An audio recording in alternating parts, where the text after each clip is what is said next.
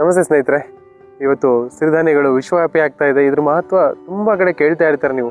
ಆದರೂ ನಿಮ್ಮಲ್ಲಿ ಒಂದು ಪ್ರಶ್ನೆ ಕಾಡ್ಬೋದು, ಇಷ್ಟೆಲ್ಲ ಮಹತ್ವದ ಸಿರಿಧಾನ್ಯಗಳನ್ನ ನೀವೇ ರೆಗ್ಯುಲರಾಗಿ ಬಳಸ್ತಾ ಇರಲ್ಲ ಅಲ್ವಾ? ಚಿಕ್ಕ ವಯಸ್ಸಿಂದ ಸಹ ಅಕ್ಕಿ, ಗೋಧಿ, ಮೈದಾಗಳ ಬಗ್ಗೆನೇ ಹೇಳ್ತಾ ಬಂದ್ರು ಬಿಟ್ರೆ ಸಿರಿಧಾನ್ಯಗಳ ಮಹತ್ವ ಎಲ್ಲ ನಮ್ಮ ಎಜುಕೇಷನ್ ಸಿಸ್ಟಮಲ್ಲಿ ಬರಲೇ ಇಲ್ಲ. ಇದು ಒಂದು ಕಾರಣ. ಆ ರೀತಿ ಅದೇ ಅಷ್ಟೇ ಅಲ್ಲ, ಈ ಅಕ್ಕಿ, ಗೋಧಿ, ಮೈದಾಗಳು ತುಂಬ ಸುಲಭವಾಗಿ ಮಾಡ್ಬೋದು, ಮತ್ತು ಅದ್ರ ಮಹತ್ವನೇ ತುಂಬ ಹೆಚ್ಚು ಹೇಳ್ತಾ ಹೋಗೋದ್ರಿಂದ ಜನ ಅದ್ರ ಬಗ್ಗೆನೇ ಒಲವು ಹೆಚ್ಚು. ಸಿರಿಧಾನ್ಯಗಳ ಬಗ್ಗೆ ಎಲ್ಲೂ ನಿಮಗೆ ಎಜುಕೇಷನ್ ಸಿಸ್ಟಮಲ್ಲೂ ಕಾಣಿಸೋದಿಲ್ಲ, ಮನೆಗಳಲ್ಲಿ ಹೇಳದೇ ಇರೋ ಕಾರಣ ನೀವು ಕೇಳಿರೋದಿಲ್ಲ. ಹೀಗಾಗಿ ಇದರ ಅವೇರ್ನೆಸ್ ಕಡಿಮೆ. ಇವತ್ತು ಒಂದು 100% ಜನ ತಗೊಂಡ್ರೆ 5% ಜನಕ್ಕಷ್ಟೇ ಸಿರಿಧಾನ್ಯಗಳ ಮಹತ್ವ ಗೊತ್ತು. ಮತ್ತು ಆ 5% ಜನನೂ ಸಹ ಕೆಲವಷ್ಟು ಮಟ್ಟಿಗೆ ಮಾತ್ರ ಸಿರಿಧಾನ್ಯಗಳು ಬಳಸ್ತಾ ಇರ್ತಾರೆ. ಆದರೆ ಸಿರಿಧಾನ್ಯಗಳು ಇಷ್ಟೆಲ್ಲ ಒಳ್ಳೆ ಗುಣಗಳಿರೋದನ್ನ ನೀವು ದಿನನಿತ್ಯದ ಆಹಾರ ಮಾಡ್ಕೋಬೇಕು. ಆಗ ನೀವು ಇದು ನಿಮ್ಮ ಆರೋಗ್ಯನ ಕಾಪಾಡ್ತಾ ಬರುತ್ತೆ. ಇವಾಗ ನೀವು ನೋಡ್ತಾ ಇರ್ತೀರಾ, ನಮಗೆ ಅಕ್ಕಿ, ಗೋಧಿ, ಮೈದಾ ಇವೇ ಗ್ರೇಟ್ ಅಂತ ಹೇಳ್ತಾ ಬಂದರು. ಅದನ್ನು ನಾವು ದಿನನಿತ್ಯ ಊಟ ಮಾಡ್ತಾ ಇದ್ದೀವಿ, ಆದರೆ ಎಷ್ಟು ಆರೋಗ್ಯ ಸಮಸ್ಯೆ ಫೇಸ್ ಮಾಡ್ತಾ ಇದ್ದೀವಲ್ವಾ? ಇದಕ್ಕೆಲ್ಲ ಕಾರಣ ಏನಂದರೆ ಅಕ್ಕಿ, ಗೋಧಿ, ಮೈದಾಗಳಲ್ಲಿರೋ ಒಂದಷ್ಟು ನೆಗೆಟಿವ್ ಅಂಶಗಳು. ಗ್ಲುಟೆನ್ ಅಂಶ ಇರ್ಬೋದು, ಅಥವಾ ಅಕ್ಕಿ ತೊಗೊಂಡ್ರೆ ಅದರಲ್ಲಿ ಇಮ್ಯುನಿಟಿ ರೇಸ್ ಆಗೋ ಗ್ಲುಕೋಸ್ ಇರ್ಬೋದು. ಇದು ಇವತ್ತಿನ ನಮ್ಮ ಲೈಫ್ ಸ್ಟೈಲ್ಗೆ ಸೂಕ್ತ ಆಗೋದೇ ಇಲ್ಲ. ಮತ್ತು ಭಾಳಷ್ಟು ಜನ ಹೇಳ್ತಾ ಇರ್ತಾರೆ, ಇದೇನು ಹೊಸ ಟ್ರೆಂಡು, ಮೊದಲೆಲ್ಲ ನಮ್ಮ ಹಿರಿಯರು ಅಕ್ಕಿ, ಗೋಧಿ, ಮೈದಾನೇ ಬಳಸ್ತಾ ಇದ್ರಲ್ಲ ಅಂತ. ನಿಮಗೊಂದು ಗೊತ್ತಿರಲಿ, ಸಿರಿಧಾನ್ಯಗಳು ಈಗ ಒಂದು 30-40 ವರ್ಷದಿಂದ ಕಡಿಮೆ ಆಗಿದೆ. ಹಂಗಾಗಿ ನೀವೇನು ಹೇಳ್ತಿರಲ್ಲ ನಮ್ಮ ಪೂರ್ವಜರು ಬಳಸ್ತಾ ಇದ್ರು ಅಂತ, ಅದು 1-2 ಜನರೇಷನ್ ಅಷ್ಟೇ. ಬಟ್ ಸಾವಿರಾರು ಜನರೇಷನ್ಗಳು ನೋಡ್ಕೊಂಬಂದ್ರೆ ಎಲ್ಲರೂ ಬಳಸ್ತಾ ಇದ್ದ ಸಿರಿಧಾನ್ಯಗಳೇ.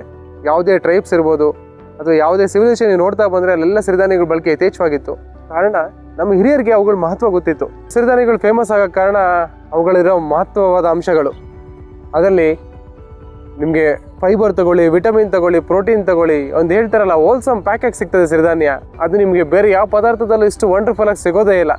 ನಾವು ಸರಸ್ವತಿ ಆರ್ಗ್ಯಾನಿಕ್ ಸಂಸ್ಥೆಯಿಂದ ಅವೇರ್ನೆಸ್ ಕ್ರಿಯೇಟ್ ಮಾಡ್ಲಿಕ್ಕೆ ಹೊರಟಿದ್ದೀವಿ. ಏನಪ್ಪ ಅಂದರೆ ಸಿರಿಧಾನ್ಯಗಳು ಏನಕ್ಕೆ ಬಳಸಬೇಕು, ಅವುಗಳ ಮಹತ್ವ ಏನು, ಅದನ್ನು ಹೇಗೆ ನೀವು ದಿನನಿತ್ಯದ ಆಹಾರ ಮಾಡ್ಕೋಬೇಕು ಅಂತ ಒಂದು ದೊಡ್ಡ ಕಾನ್ಸೆಪ್ಟ್ ಇಟ್ಕೊಂಡು ಹೊರಟಿದ್ವಿ. ಅದಕ್ಕೆ ಒಂದು ಸಿಂಪಲ್ ಸೊಲ್ಯೂಷನ್ ಅಂದರೆ ದಿನದ ಒಂದು ಆಹಾರ ಅದನ್ನು ಸಿರಿಧಾನ್ಯ ಬಳಸಬೇಕು.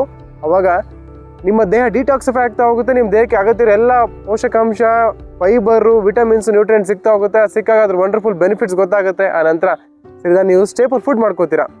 ಆದರೆ ಇಷ್ಟೆಲ್ಲ ಮಹತ್ವದ ಸಿರಿಧಾನ್ಯಗಳನ್ನ ನಾವು ಇನ್ನೊಂದು 4 ಜನಕ್ಕೆ ಪರಿಚಯ ಮಾಡಬೇಕಲ್ವಾ? ನಿಮ್ಮ ಸ್ನೇಹಿತರಿಗೆ ಮತ್ತು ನಿಮ್ಮ ಸಂಬಂಧಿಕರಿಗೆ ಎಲ್ಲರಿಗೂ ವಿಚಾರಗಳು ತಿಳಿಸ್ತಾ ಹೋಗಿ. ಇವತ್ತು ನಮ್ಮ ಸರಸ್ವತಿ ಆರ್ಗ್ಯಾನಿಕ್ ಸಂಸ್ಥೆಗೆ ಬಂದರೆ ಚಿಕ್ಕ ಮಕ್ಕಳು ಸಹ ಇಷ್ಟಪಡುವಂಥ ಸಿರಿಧಾನ್ಯ ಪದಾರ್ಥಗಳನ್ನ ನಾವು ತಯಾರಿಸ್ತಾ ಇದ್ದೀವಿ. ಈ ಪದಾರ್ಥಗಳನ್ನ ನಿಮ್ಮ ಮಕ್ಕಳು ಕೊಡ್ತಾ ಹೋಗಿ ಖಂಡಿತ ಅವರೆಲ್ಲ ಅಕ್ಕಿ, ಗೋಧಿ, ಮೈದಾ ಪದಾರ್ಥಗಳು ಬಿಟ್ಟು ಸಿರಿಧಾನ್ಯಗಳನ್ನೇ ಇಷ್ಟಪಟ್ಟು ತಿಂತಾ ಹೋಗ್ತಾರೆ.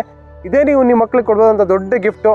ಇದ್ರ ಮೂಲಕ ಅವ್ರ ಆರೋಗ್ಯ ಸುಧಾರಿಸುತ್ತೆ, ಅವ್ರ ಆರೋಗ್ಯ ಚೆನ್ನಾಗಿರುತ್ತೆ. ನಿಮ್ಮ ಮಕ್ಕಳು ಎಷ್ಟು ಸದೃಢವಾಗಿರ್ತಾರೋ ಅಷ್ಟು ಬುದ್ಧಿವಂತರಾಗಿ ಅವ್ರ ಎಜುಕೇಷನ್ ಇರಲಿ, ಅವ್ರ ಲೈಫ್ ಇರಲಿ, ಅಷ್ಟು ಚೆನ್ನಾಗಿ ರೂಪಿಸ್ಕೊತಾ ಹೋಗ್ತಾರೆ. ಈ ರೀತಿಯಾಗಿ ಸಿರಿಧಾನ್ಯಗಳ ಮಹತ್ವ ನಾವು ಸಾರೋಣ. ಎಲ್ಲರೂ ಕೈ ಜೋಡಿಸಿ ಸ್ನೇಹಿತರೆ. ಸರ್ವೇ ಜನ ಸುಖಿನೋ ಭವಂತು.